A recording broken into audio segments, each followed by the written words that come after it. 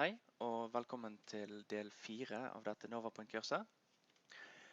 I dag skal vi se på hvordan man kobler sammen to veimodeller i et kryss, og hvordan man legger inn busslommer og gang- og sykkelvei. Det vi begynner med er at vi må ha to ferdigbygde veimodeller. Jeg må vise de her. Så må de må krysse hverandre i planet, og de må ligge med tilnærmet lik høyde. Trenger ikke å være helt nøyaktig. Så må krysset alltid bygges fra sekundærveien. Går vi inn på design. Under analyse så finner vi kryss. Her må vi da velge hvilken vei han skal koble seg inn på. I dette tilfellet hovedvei. Neste.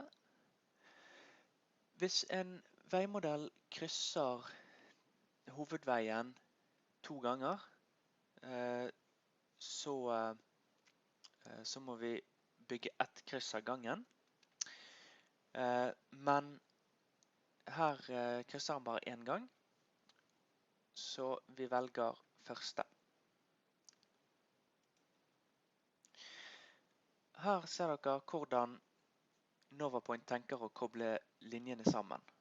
Han kobler sammen -1 med 1,1. Dette er veiflatene. Og her er faner for enten venstre, høyre eller høyre side og bruddlinjen.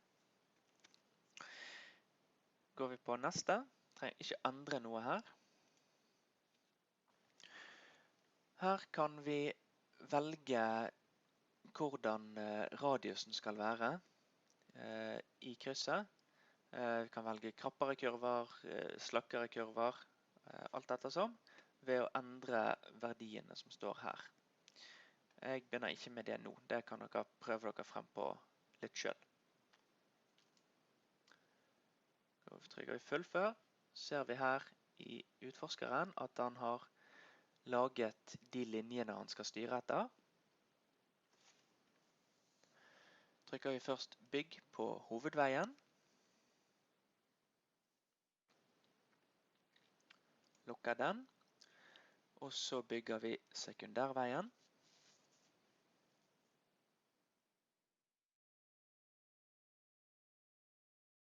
Lukker den. Og da har vi fått et ferdig veikryss. Kan vi bare gå ut av den og trykke OK. Nå blir modellen bygget en gang til, men det gjør ikke noe.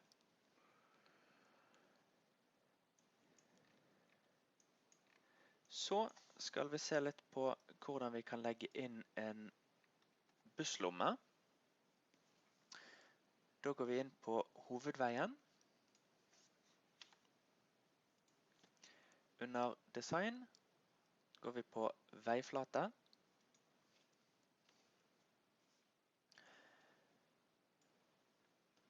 Her inne så er alt som tilhører venstre side er øverst i dialogen, og alt som tilhører høyre side er nederst i dialogen. Dette er høyre og venstre side i forhold til retningen på senterlinjen som dere har laget. Her under skulder så kan vi sette inn en ekstra flate. Da kan vi velge profiler for den. Da ønsker jeg at busslommen min skal begynne å utvide flaten sin ved profil nummer 20. Han kan godt bruke 10 meter på utvidelsen, så profil nummer 30.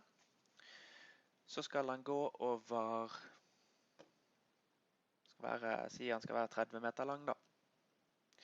Da blir det 60. Skal han inn igjen mot resten av veien på 70. Og da blir breddene 0. Så setter vi han til 3 meter, for det er det jeg ønsker han skal være i full bredde. Skal han holde full bredde frem til 60, og så går han inn igjen mot 0 her på profil 70.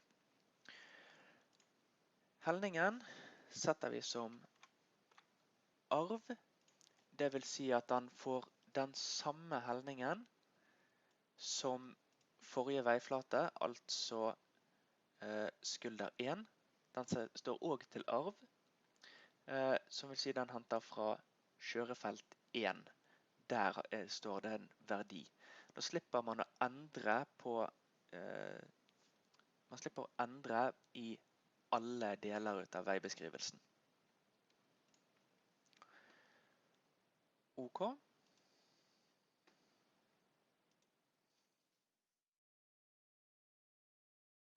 Bygger vi hovedveien på nytt. Og der var den kommet inn med en busslomme. Så skal vi legge til en gang- og sykkelvei. Den skal gå parallelt med veien, men den trenger ikke gå inntil. Så vi skal ha en grøft imellom.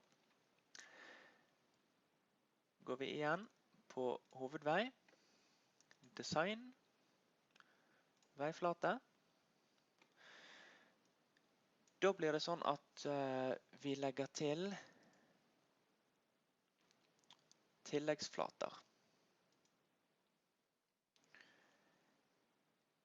Og høyreklikker igjen, tilleggsflater, setter inn delflater. Disse delflatene har forskjellige egenskaper. Noen er beregnet for kantstein, noen er beregnet for grøft, noen er beregnet for ekstra veiareal. Det prøver dere frem til, men akkurat nå så skal vi bruke delflate 3 til 6.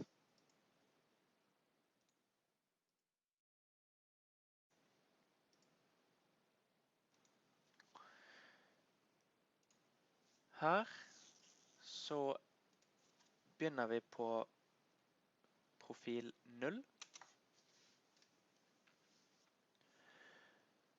Så må vi ta med alle de endringsprofilene som vi hadde på busslommen. 20, 30, 60 og 70. Og så må vi ta et sluttprofil. Det må bare være et høyere tall enn lengden på hele hovedveien.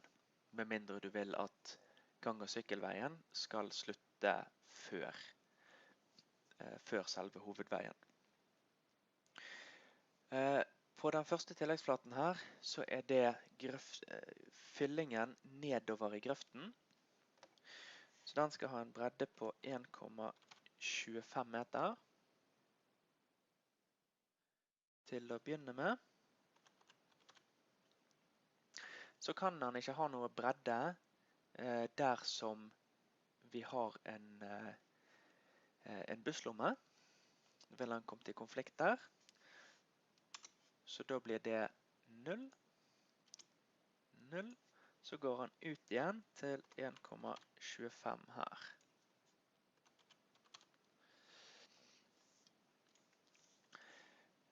Den får en helning på minus 0,25.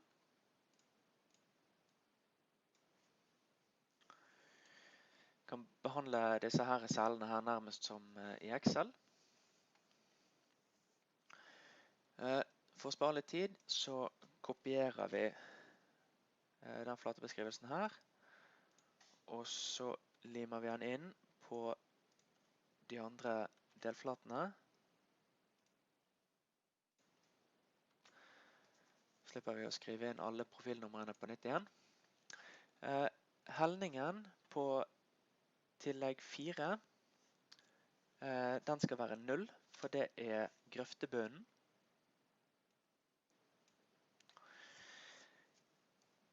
Bredden kan vi sette til 0,5.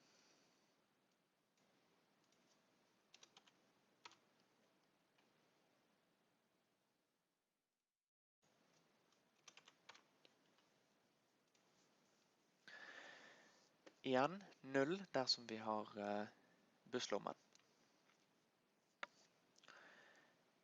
Tillegg 5, det er fyllingen som går oppover igjen fra grøften. Så den skal ha en motsatt helling, altså positivt 0,25. Kan ha samme bredde. På tillegg 6, det er den faktiske sykkelveien. Den skal være lik hele lengden, så da kan vi fjerne de ekstra beskrivelsene her. Setter vi bredden på den til 3 meter. Og helningen kan ikke være så stor som det der, så 0,03. Ganske vanlig for en veiflate å ha en sånn helning for å få vekk overflatevann. OK. OK. Bygger vi hovedveien på nytt igjen. Og der har den fått inn en gang- og sykkelvei. Så da får dere øve litt på det til neste video.